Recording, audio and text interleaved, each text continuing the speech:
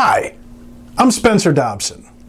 We're going to be setting our action today on Learning Curve.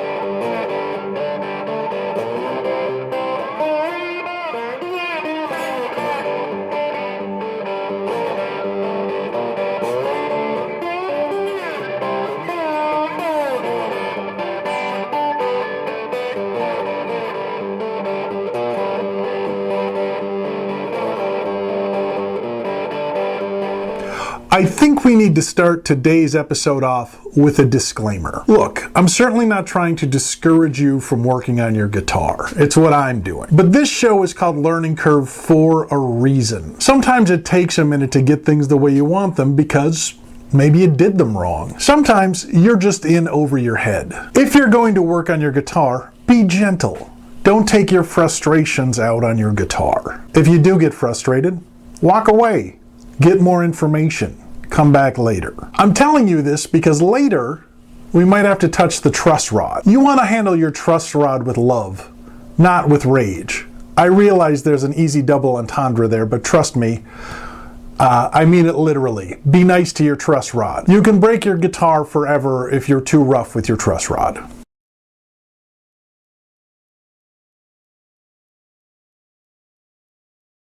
Okay, so what is action? Action is the height of the strings above the neck. If they're too low, they buzz. If they're too high, it's hard on your hands and you can't play fast. It's just right. It's magical.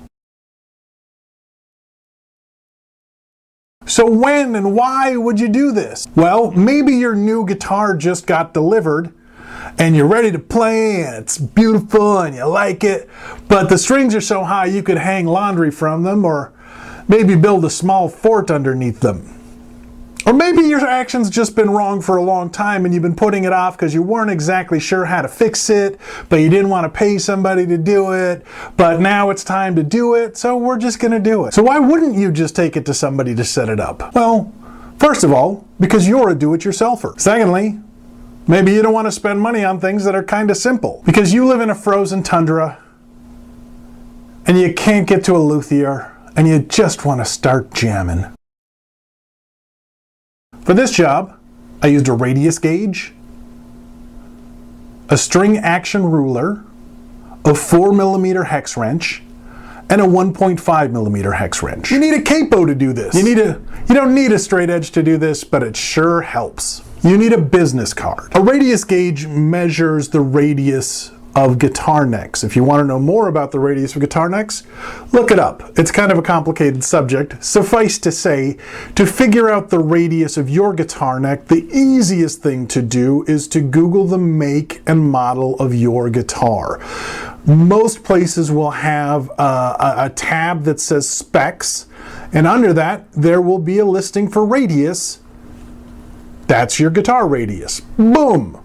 You're welcome. A string action ruler, are you ready for this? It's a ruler that measures string action. I got mine on Amazon, but you can get yours at StewMac or Guitar Center online, or go to Guitar Center, or check your local guitar store. Maybe they have one. Support those guys. The one I have measures in metric and in standard, so that's nice, and it also gives you suggestions on what your string height should be. Hex wrenches and Allen wrenches. You've put together IKEA furniture. You know what this is. My guitar is a Harley Benton. It's a European company. The guitar is made in China, so all my hex nuts are metric, but yours might be standard. The easiest way to find out is take a hex wrench, put it in the hole, and then use the one that fits. You can get Allen wrenches literally anywhere, but maybe start at your local hardware store, and if they don't have them, really talk to them about what it means to be a hardware store. I mean, if you're a hardware store that doesn't sell Allen wrenches, I think you need to change the sign to something else. There are truss rod wrenches that you can buy, but I don't have one of those. So if you want to do that, and then tell me how that went for you. Because I don't have one, so I just used an Allen wrench.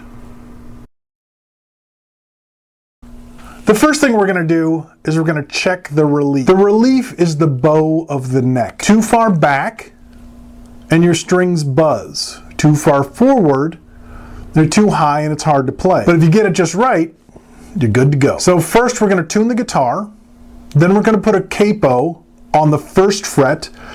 We're going to put our finger on the 17th fret of the low E. Then we're going to slide in a business card around the 8th fret.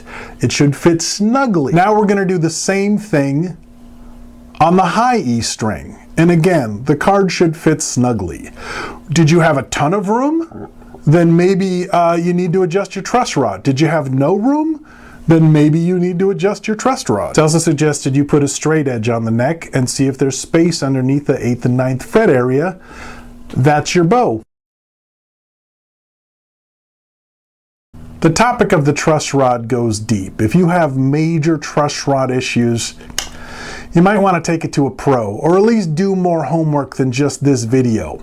But assuming you just need to make a minor adjustment, let's move forward.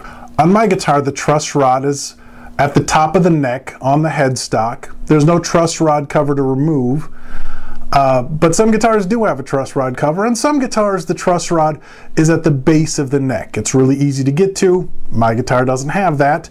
Look at your guitar, find it, that's where it is. If you turn the truss rod clockwise, there is less relief or less bow. If you turn it counterclockwise, there's more relief or more bow. If your guitar is buzzing, turn it counterclockwise a little bit.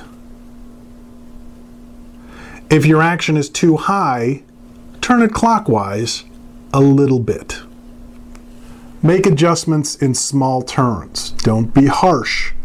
Don't get frustrated. Don't hulk out on your truss rod. Having said that, this is a pretty simple adjustment to make, and if you have the patience and can be delicate, it's really easy to do by yourself. But I can't stress this enough. Don't hulk out on your truss rod.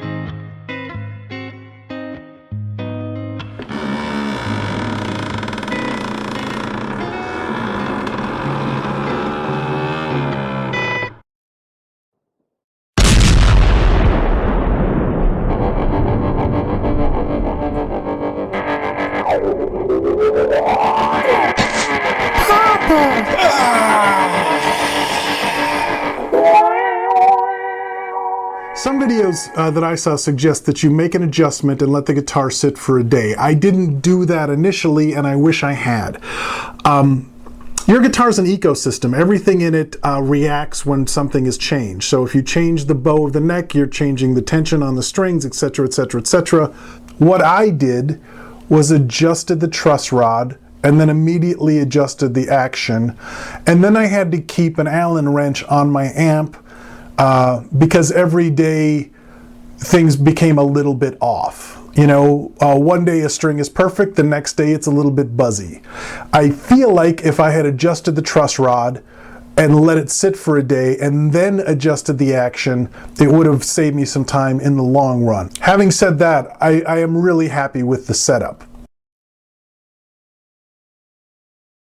There are a lot of methods to setting up your string height. Some of them are better than others. In the description, I've attached a method, a credit card method, that's interesting, and the guy swears by it, but I couldn't get it to work. Maybe you can. I just couldn't get the right tension on the tape and the card. Like I said, it's interesting, and if you don't have any tools lying around and you want to give this a shot, have at it. This is the method I used that got me the results I wanted. Now remember, we've already adjusted the truss rod. So what we're going to do is we're going to take our string action ruler. In the US, string action is measured in 30/2 of an inch. There is the 30/2 of an inch scale. We're going to put it on our 12th fret. Now this gauge suggests that the string height be, I want to get this right, 0.059 to 0.079 inches. That's on the low E. I looked it up, that's 2/32 of an inch. But then I watched a video and they said your low E should be 3/32 of an inch and your high E should be 2/32 of an inch. I couldn't get my high E that low for whatever reason, so it's a little more than 2/32 of an inch, and it's totally fine. This is where your 1.5 millimeter hex wrench comes in. You tighten the screws to raise the saddle, you loosen them to lower the saddle. Once you've got them to the measurements you want, you're good to go. Ta-da! This is where your radius gauge comes in handy. I have a 9.5 inch radius on my guitar, and I know that because I looked it up. Once again, to find your radius, Google the brand of guitar that you have, go to the specs page, scroll down to radius, there's your radius, okay?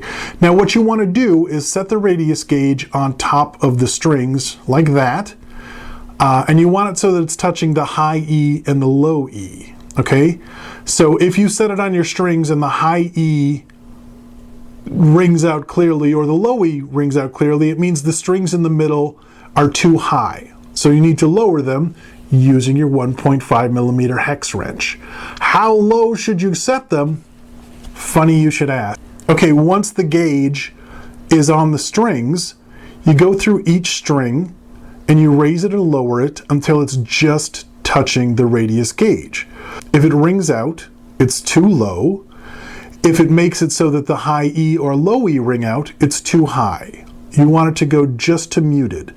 You're not pushing down on the radius gauge, by the way, you're just letting it rest on top of the strings. Okay, this worked. My action was way better. My guitar was way more playable. Like I said, I had to keep an Allen wrench on my amp for a couple days because sometimes one string that was fine the day before would be a little buzzy the next day, so I just adjusted it until it was right. No big deal, but I do feel like if I had adjusted the truss rod and then let the guitar sit for a day, it might be different. Also, I live in a climate where the temperature's changing, and it has recently changed, which is also going to affect the wood. So in closing, setting your action is cheap, relatively easy. Obviously, you need to have patience. Don't strip out anything. Don't break anything. Don't get frustrated. But when you're done, your guitar is going to be a lot more playable. Thank you for watching Learning Curve. If you enjoyed this, please subscribe. Please share it with your friends. And have a great day.